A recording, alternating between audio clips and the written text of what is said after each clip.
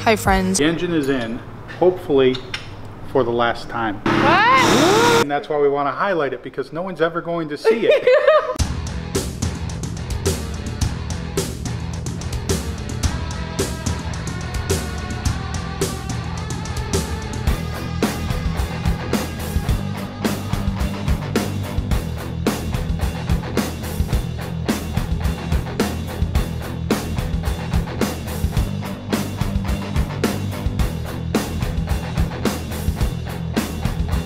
Ladies and gentlemen, you just witnessed history. How about that?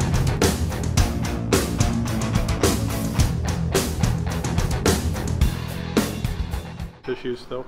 All right, so we have AJ here from Hemi Tuners, and we were able to get the engine set last night, made it up. We did modify stuff to fit the starter that we had. He brought a drag pack starter, which he says should go right in there. Would it still have needed the modifications we already did? Yes.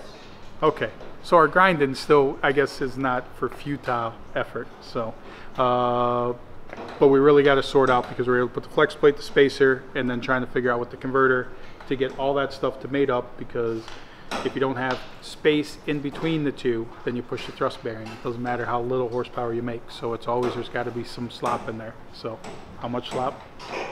I put 3/16.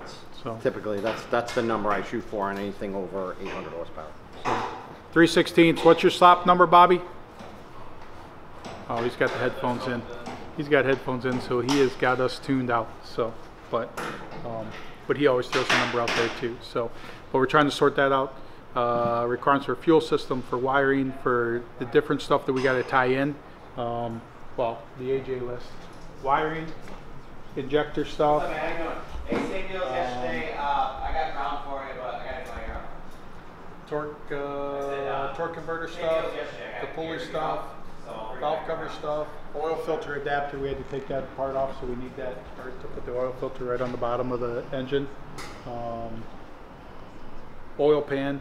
Obviously, based on that, we got to figure out. You said you knew something about Holly, or a shallower pan, possibly. Yeah, that was a little bit shallow pan. something. I'm trying to get a drawing so I know what the actual dimensions are before we try to get it here. And then O2 sensor location, which, I mean, we were looking at whether we put them in the downpipe, but I mean, we were looking at possibly putting them right in here. But is that too close?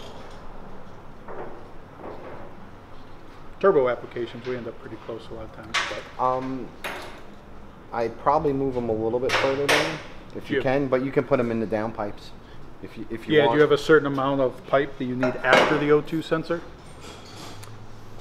This is going to be open exhaust, so we have to downpipe's have. going to be about this long. Turn it straight down. The O2s have to be a minimum 18 inches away. 18 inches away from the end of it. Yes. From the end of the pipe. Yeah, this way there's a good stream across it. We usually put ours pre-turbo, and they're about 6 inches in front of the turbo. Yeah, but then there's enough.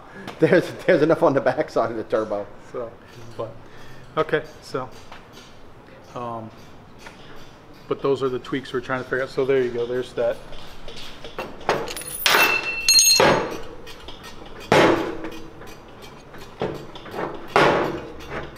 Probably.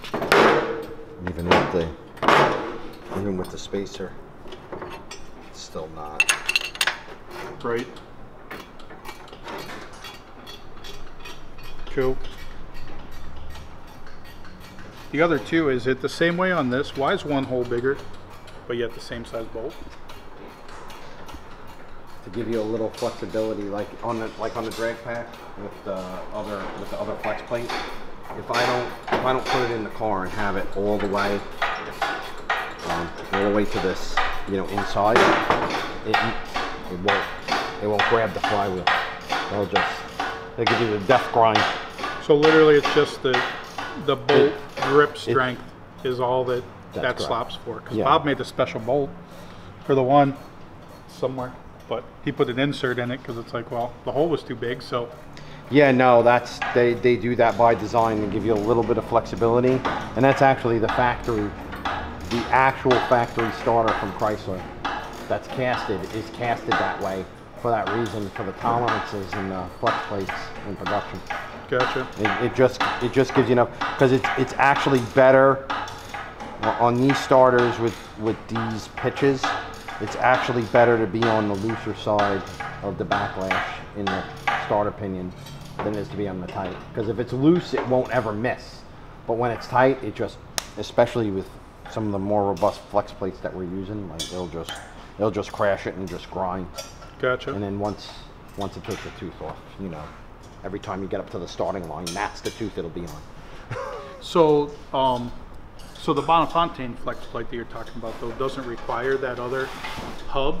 No, It doesn't goes require right any of on it. there? Yeah, and then we put a pilot on it that's the same size as the back of the crankshaft. Okay. So that gives you flexibility in depth, and on converters that you want to step up, it gives you enough material on the inside of the bushing that you make so that you don't end up with a very thin piece. Gotcha.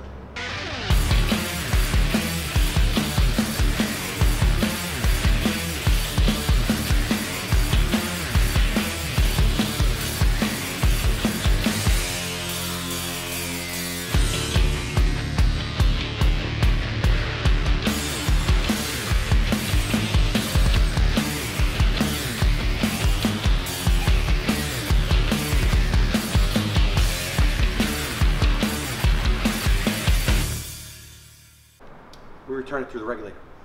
Right, but just through the regulator, not through the rails? You don't come out the other side of the rail and return? Not if we utilize those fuel rails. If you want to utilize the other rails, we can. That's really up to you. I make it work either way. So. But what I normally do, so I'll run the one line in and one out. So I'll just run in, out to the rail, and then this is your return.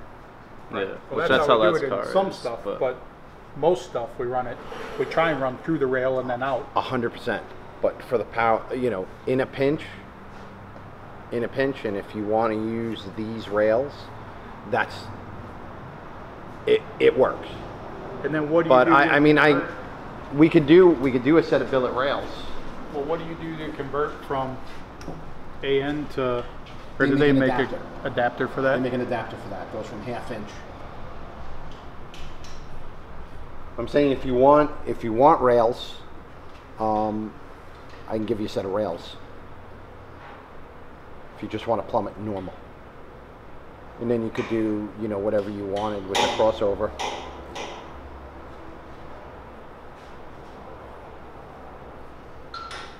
No, at this point with this, I mean, to me, we're just going to run it like this. I mean, that's it. Obviously, that one has to get rails. So, That one I have billet rails for you.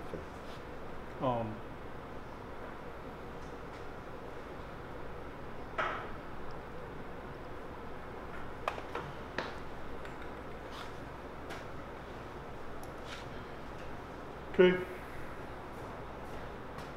That's I'd say, then it'll go up here somewhere. And if you run out on the south side, then you got the path underneath, then go up to the tank. So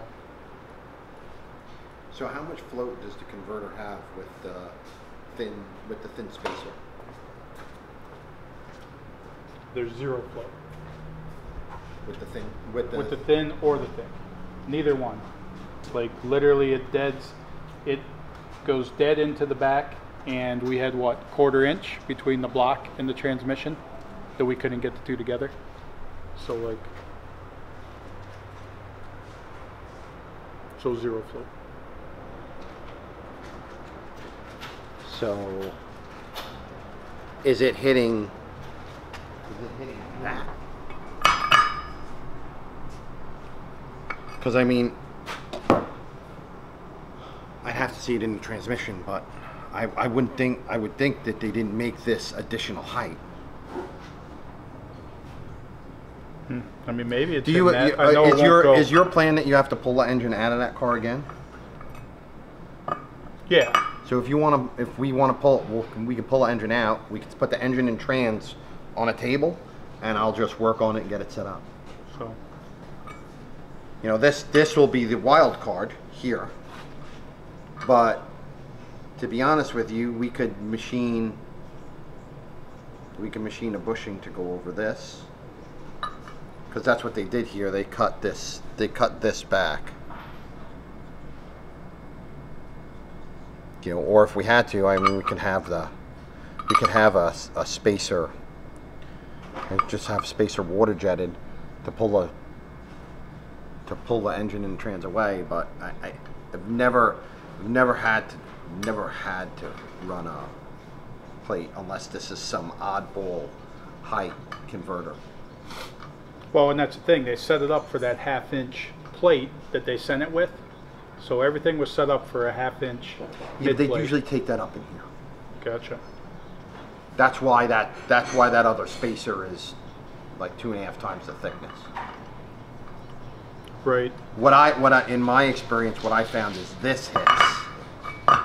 That's your point. That hits. Do we have that other flex plate?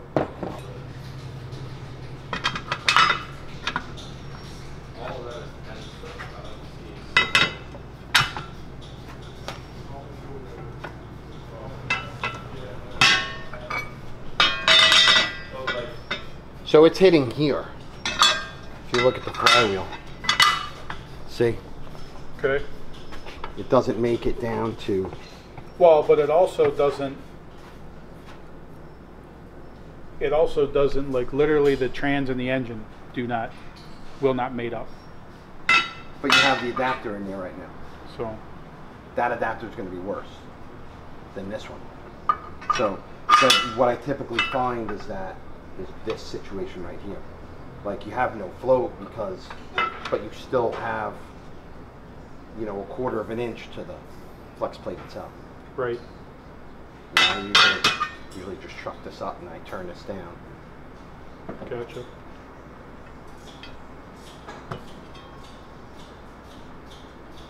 Because I can tell you that this thickness and this is usually the right height for the starter. Well, that would put. Then the When you're spacer- using an OEM starter on the passenger side, like that's the perfect dimension. Okay. Because right now with that starter, with the spacer that ATI sent, the starter is just disengaged. If you don't use that spacer, the starter's engaged, even with the thick plate. Well, the thick one Pushes the flex plate further back. yeah, but if you look at the starter, if you look at the difference in the starter. So if you put the Bonafante flex plate on here, with this starter, it just instantly works. And then there's no adapters or anything. And then what we do is we make a stepped up pilot that you knock on there that just goes into the factory crankshaft. Okay.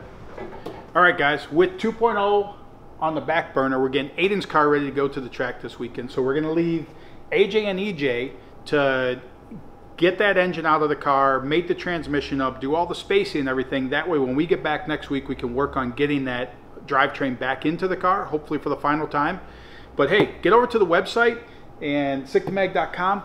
The garage signs help support the cause. Get some garage signs. We love your guys' support. Like, subscribe to the channel, and remember Powerfest coming up August 11th. It is going to be crazy. So like burnout, Aussie burnouts, drifting, RC drag racing, car corral, Nitro Cackle Fest. I mean, there's so much stuff going on, and Sick Pizza's going to be there too, getting everybody sick pizza. So it's going to be an awesome time. You definitely want to be here. August 11th, Friday, August 11th, M1 Concourse. Sicktomag.com for details on that. And hey, grab your tin garage sign. You guys been buying the heck out of stickers. We were out of these for a while. We finally got them back in stock. Thanks for watching, guys.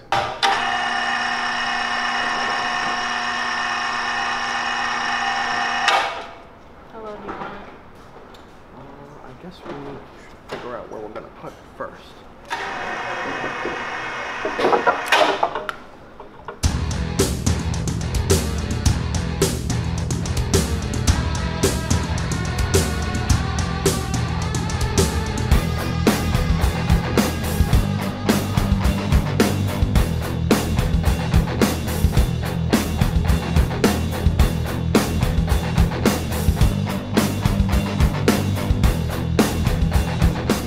Here, so I took what he cut off and flipped it around. Okay. So if he just tacks it You just tack weld it to the converter there. Okay. That's it. You just leave it like that. And there's plenty of room. It'll go right in. And that little, not even that it needs that little nib, but you have the piece. Might as well just tack it on. Gotcha. And then all 6 convertibles work. All the shims are picked and selected behind it. DJ's comfortable with, you know, putting it together. Let's talk through. I did cover some of the stuff with the upgrades on this. So, but let's say we did cam, pulley, valve springs. Yes.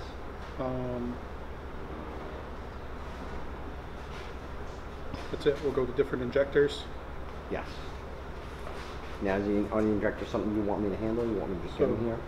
Or do you want to try a set of each works? I mean, I'm sure I can tune around anything. So. Yeah, and I mean we have those. What are those FICs, Greg? 2150s. So we have FIC 2150s that we took out of my car. We got 3 sets of them. So have you used those before? Do those go? I have. I mean, I actually run them on my charger. Okay. I run FIC 2150s. So Okay. I mean, I don't know how long they've been out and laying around because you ran methanol through them, right? So I don't know if we just want to get them cleaned and flowed, make sure they. yeah, they've also had. I mean, we always run gas through before we're done. Okay. So who knows what was going to last? They had taken out a drag week, the 2 sets, but then there's another 2 sets. Right. There's 4 sets total. The other 2 sets that got taken out here it was on gasoline when those got taken out.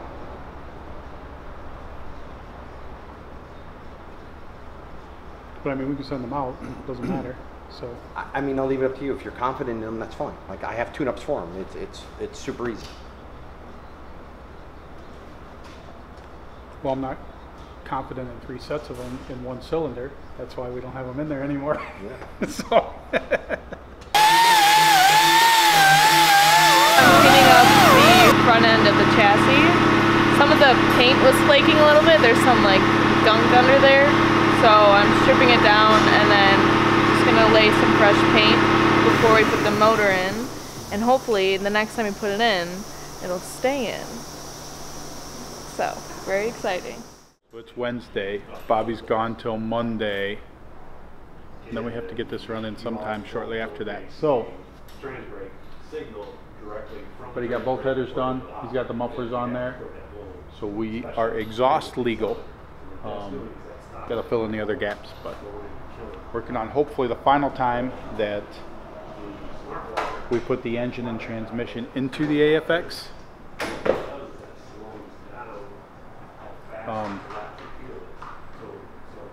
We still are waiting on an oil pan for it. We're still waiting for oil filter adapter. Lots of numerous things, but trying to put everything into there for the last time so that can start working on wiring it up to be able to fire the thing, because we do have a goal that, I mean, today's Wednesday.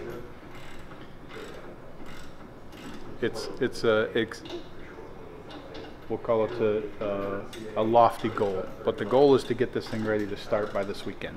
So we will see if we can pull that off with no Bobby to help.